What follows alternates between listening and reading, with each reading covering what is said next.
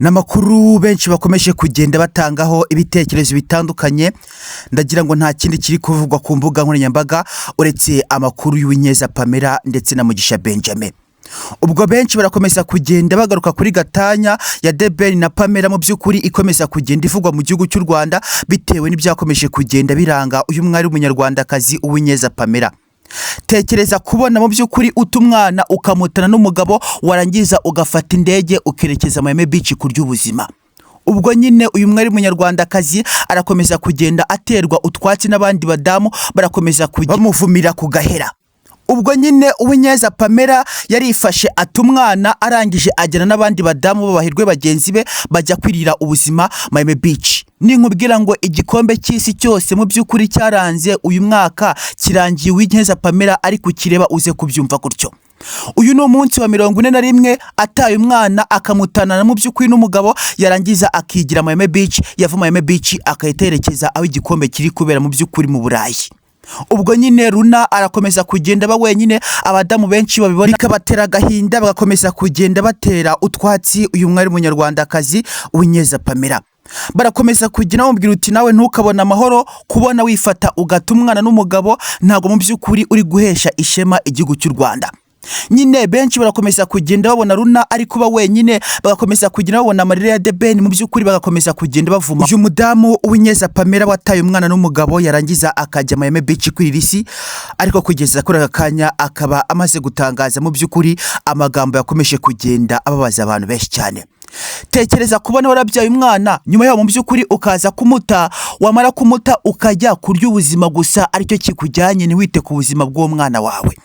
Ubwo badamu benshi barakomeza kugenda bavuma Uwinyeza Pamela nyine barakomeza kugenda banenga imico y'uyu mudamu w'umunyarwandakazi benshi mu by'ukuri ntago byigeze bibashimisha. Bakavuga uti Pamela taha ujye kurera umwana dore ibyo urimo nta kamaro mu by'ukuri bifite ushobora kwishinga abo badamu baba muri Amerika ariko ukibagirwa ko wabyaye umwana. Burya Imana ntabwo yaguha amahoro warafashe umwana we wabyaye ukamuta byanarimba ukamutana n'umugabo. Ubwo nyine menya ko ibyo uri gukora byose nta mugisha uri buze kuba ubibamo. Ubwo Pamela akababwira ko atari buze kugaruka mu gihugu cy'u Rwanda icyo ashaka ni gatanya imutandukanya na The Ben bitewe nuko ngo arakomeza kugenda muca inyuma yabimubwira mu by'ukuri The Ben ntabyumve. Ugasanga nyine ibintu biri kuba muri iyi minsi biteye ubwoba n'agahinda uraza gusanga benshi baragererewe benshi mu by'ukuri bari kwibaza icyo abagitumye The Ben na Pamela mu by'ukuri baza gutandukana kandi n'abantu bafite amafaranga. Ariko benshi icyakomeje kugenda kibababaza ni uyu mwana Runa wabo mu by'ukuri wakomeje kugenda ukundwa n'abanyarwanda benshi barakomeza kugenda basaba Pamela imbabazi bakamubwira uti tubabarire ubikorere Runa mu by'ukuri usubireyo ujye kurera umwana.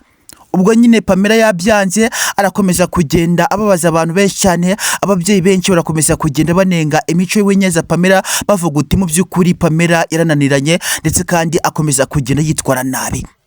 Kuko ngo The Ben ari gufata telefone yahamagara madamu we madamu akamukupa. The Ben nyine afite agahinda n'intimo mu mutima we nimbikubwira uze kubyumva gutyo.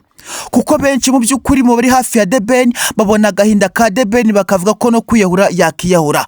The Ben arakomeza kugenda arirwaho n'umwana Runa karira amubwira uti ndashaka mama. Ubwo The Ben agafata telefone agahamagara mu by'ukuri Pamela akanga gutura The Ben.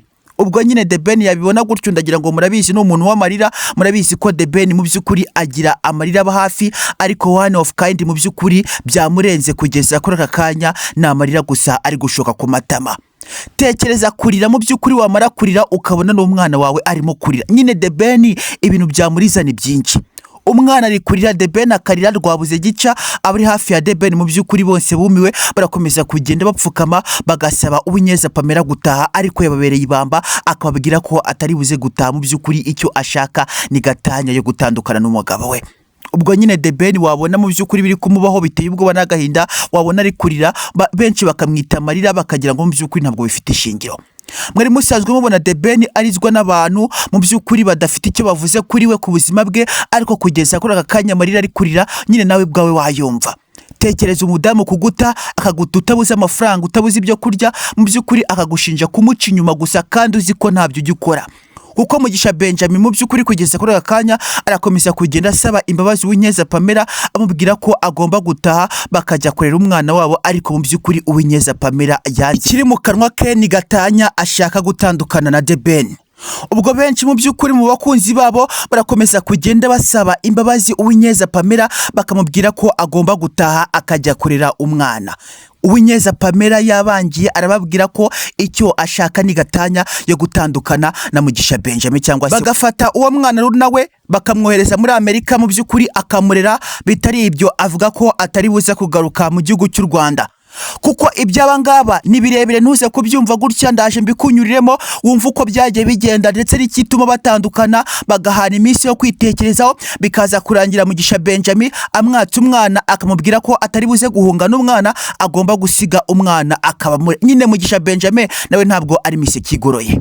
Byose ndagira ngo mbikubwire uko bigenda kugira ngo mu by'ukuri Mugisha Benjamin afate umwana musigarane, Pamela nawe afate inzira yerekeza Amerika. Uraza gusanga nyine n'ibintu birebire biri buze ko bituma abantu benshi bakomeza kugira bagira agahinda.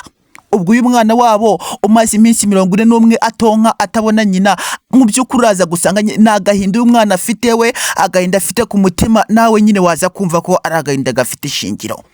Tekereza kumara iminsi 41 umaze umwaka ugeze ku isi gusa utarabona ibere rya mama wawe. Uraza kumbwira ngo mu by'ukuri burya ibibazo biragwira, ibibazo by'umugore n'umugabo bishobora kuza kuba mu by'ukuri byafekita cyangwa se bitera ingaruka ku mwana. N'umwana udafite icyo atwaye, n'umwana w'igikundiro, n'umwana mwiza, ariko nyine ari kugirwaho ingaruka n'ababyeyi batarimo kumvikana. Ibyo abangaba babiri nimbikubwira ko ari birebire uze kubyumva gutyo. Reka nze nkubwire uko byagenze, nawe uraza kuba wumirwa, kuko ushobora kubona abantu ngo naba star, ariko mu by'ukuri ntiwibaze ese nyuma y'uko ari abastar babaye mu buzima bumeze gute. Kuko Uwinyeza Pamela na The Ben mu by'ukuri icyo bibereyemo ni bombori mu rugo ntabwo bacyumvikana, ibintu byaracitse, ni imicika gusa iri mu rugo kwa The Ben n'Uwinyeza Pamela. Ubwo benshi babyumva gutyo bakavuga uti The Ben yarananiranye, babyumva gutyo bakavuga uti Pamela yarananiranye. Ibyo bintu bibaho cyane, bibaho muri iyi minsi, mu ngo z'iyi minsi nibyo byeze. Benshi mu by'ukuri murakomeza kugira ubona ko Satani yarazamutse, yateye ingo z'iyi minsi, ntabwo ari gushaka ko zarama. N'amakuru abantu benshi cyane bakomeje kugenda batangaho ibitekerezo bitandukanye. Ndagira ngo kuri yo skini yawe uriho kureba Uwinyeza Pamela ndetse ukareba na Runa, mu buryo ukabona The Ben cyangwa se Mugisha Benjamin one of kind, uze kumwita uko bishaka bitewe n'uko wamumenye. Ubwo benshi mu by'ukuri barakomeza kugenda bibaza icyatumye Uwinyeza Pamela afata indege akajya Miami Beach, yava Miami Beach akajya kureba igikombe cy'isi ari kumwe n'abandi badamu bahirwe bagenzi be. Ubwo nyine benshi barakomeza kugenda batera utwatsi uyu mwari w'umunyarwandakazi, bamushinja kuba yarataye umwana akamutana n'umugabo yarangiza akajya kwirira isi.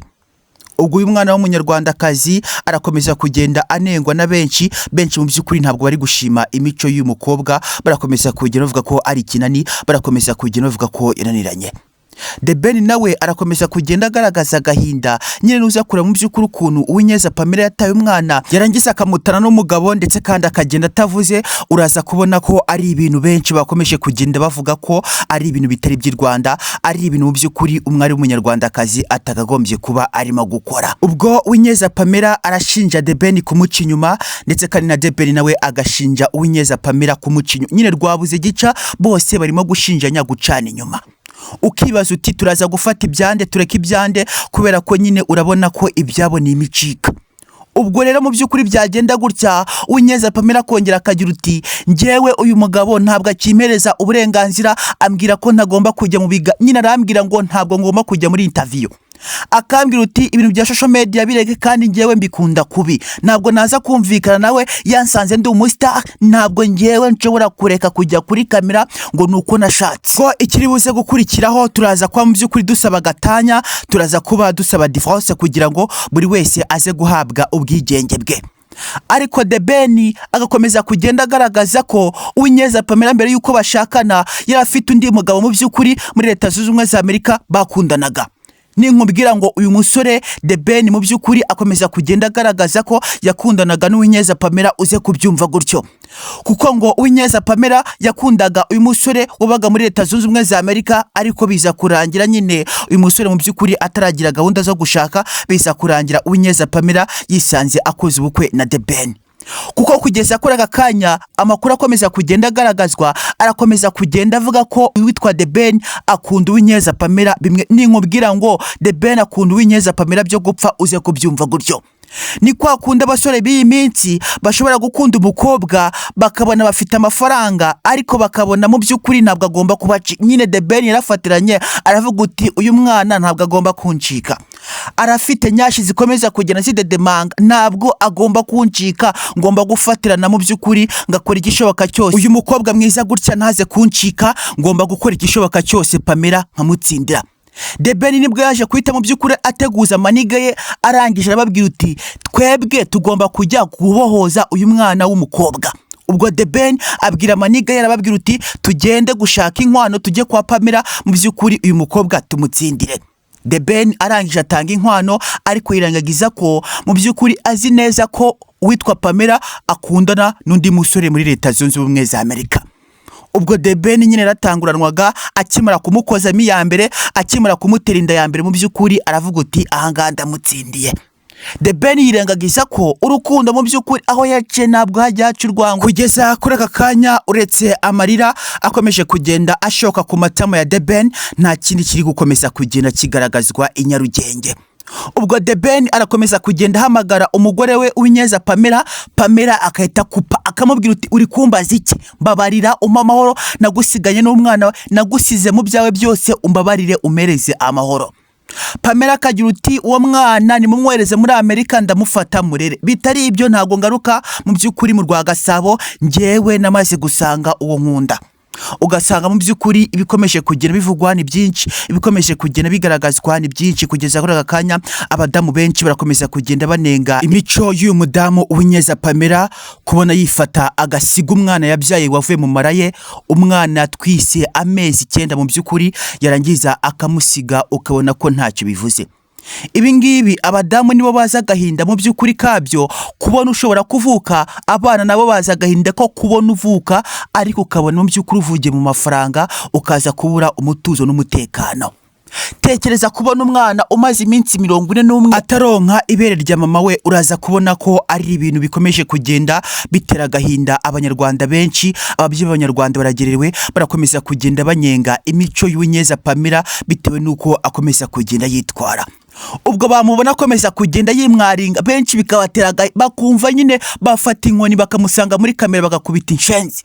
Ubwo barakomeza kugenda babona akomeza kugenda azunguza bya binwa bye, bakomeza kugenda babona azunguza bya bibuno, bakomeza kugenda babona igikara mu by'ukuri cye, nyine bakabona ntabwo ari mwiza pe, bitewe n'imico yakomeje kugenda igaragaza itari myiza. Benshi bari kumubona bakamubonamo sekibi, babona akomeza kugenda azunguza biriya binwa ubona nyine bidafite shape, babona akomeza kugenda azunguza biriya byiso bihengamye, ukabona nyine ntabwo biri kuvamo neza.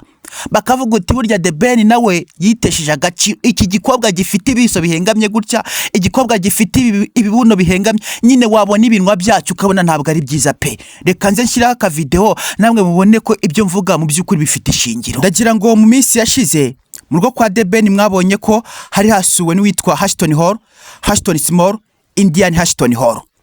Bageze mu rugo kwa The Ben baramubaza uti ese ufite umugore? The Ben aremera. Mububashije ngo umugore ari he? The Ben areba mu birere. Ubwo akimara kureba mu birere, mu by'ukuri ngo azafata telefone ahamagara iki gikobwa, nyine nacyo cyangwa kumwitaba kita kimurya sini kita kimukupa. Ubwo The Ben abakozwe n'isoni. The Ben akozwe n'isoni arongera afata telefone, mu by'ukuri ahamagara Uwinyeza Pamela. Uwinyeza Pamela abonye ko bakomeje kugenda bamuhamagara cyane, nibwo yaje kuba mu by'ukuri agira uti wenda ashobora kuba habaye ikibazo n'umwana wa nyina naramusize. Ubwo nyine akababyeyi kabakajemo, abafashe telefone ariko nyine ayifata atabishaka. Ndagira ngo ababibonye mwarabibonye, mwabonye ko bavuganye nyine mu by'ukuri ubona ko nta rukundo rugaragara pe. Kugeza kuri aka kanya ni divorce ikomeje kugenda ihumura kwa The Ben na Pamela, nta kindi gikomeje kugenda kivugwa. Benshi barakomeza kugenda banyenga imico y'umwana w'umunyarwandakazi Uwinyeza Pamela wataye umugabo akamutana n'umwana. Ndagira ngo muraza kunyemerera ndekira aho ngaho, ibindi turaza gukomeza kugenda.